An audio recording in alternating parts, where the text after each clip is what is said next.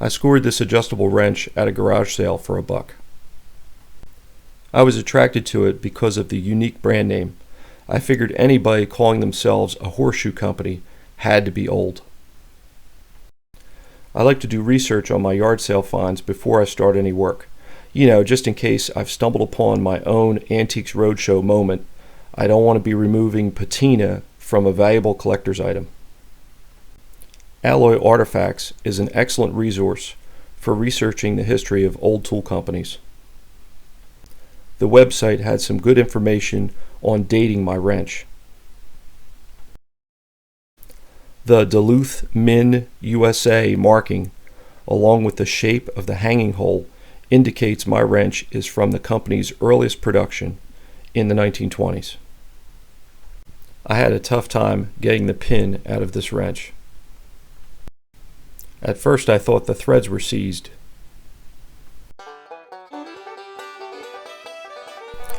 After some trial and error, I determined that the slot on the shaft was binding on a burr in the drilled hole.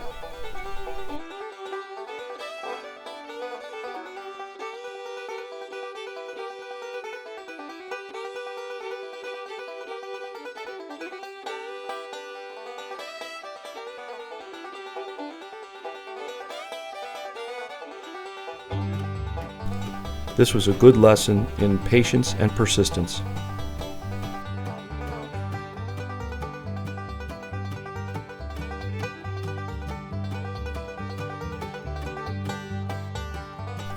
There's a good chance the pin hasn't been out of this wrench in almost 100 years.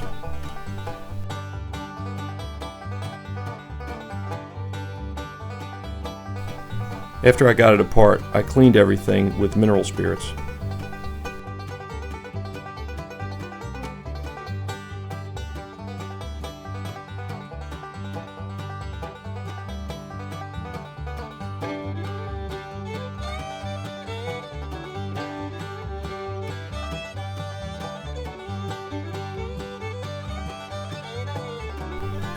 That's what almost a century of oil, dirt, and grease looks like.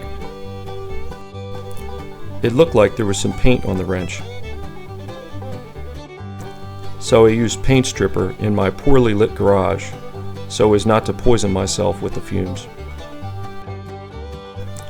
Then I wire brushed all of the parts. I used the wire wheel on my bench grinder, the wire wheel bits on my Dremel, and I even used my hand drill.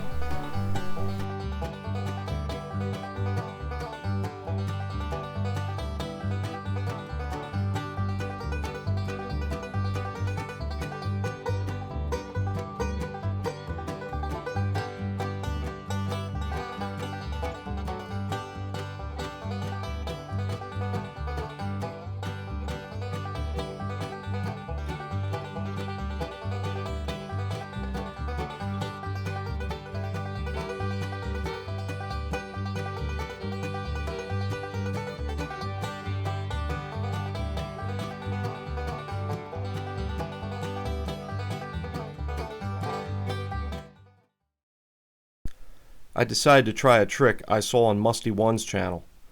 I wound some steel wool on a drill bit and used it to clean up the insides of the wrench forging.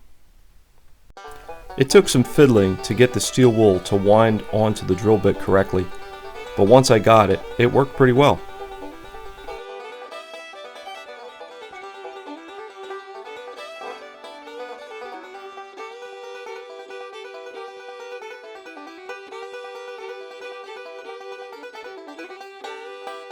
If you're not already watching Musty One's channel, you should check it out.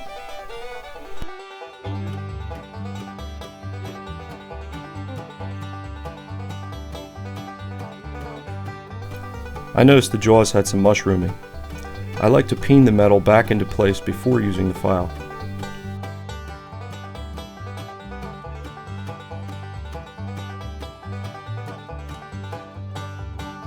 I think this makes it easier to square the edges of the jaws without having to file off as much material from the face. Once I had the jaws squared, I decided to leave the rest of the imperfections and wear marks this tool had collected over its life alone. I simply went over the parts with my Dremel and homemade Scotch-Brite wheel to give the metal a uniform finish.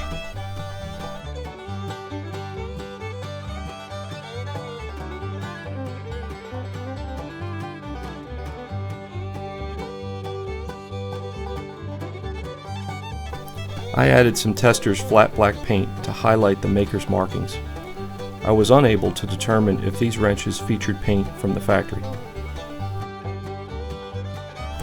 Check out my little sanding block I used to remove the paint from the raised lettering.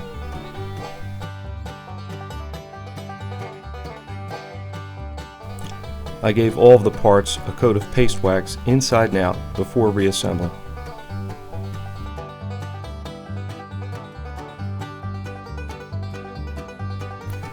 So here she is.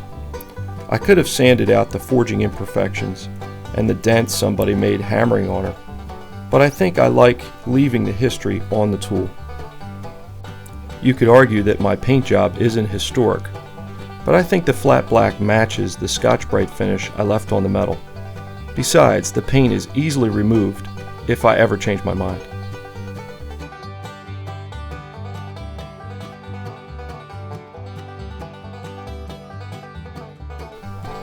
I hope you enjoyed this video. Thanks for watching. The Diamond Calk Horseshoe Company was founded by Otto Swanstrom in 1908 in Duluth, Minnesota. Calks are attached to the horseshoe to give better traction in ice and snow, which is prevalent in Duluth, Minnesota. The company shifted to manufacturing adjustable wrenches as tractors and automobiles began to replace the horse. The family-owned company was sold off in the early 1980s.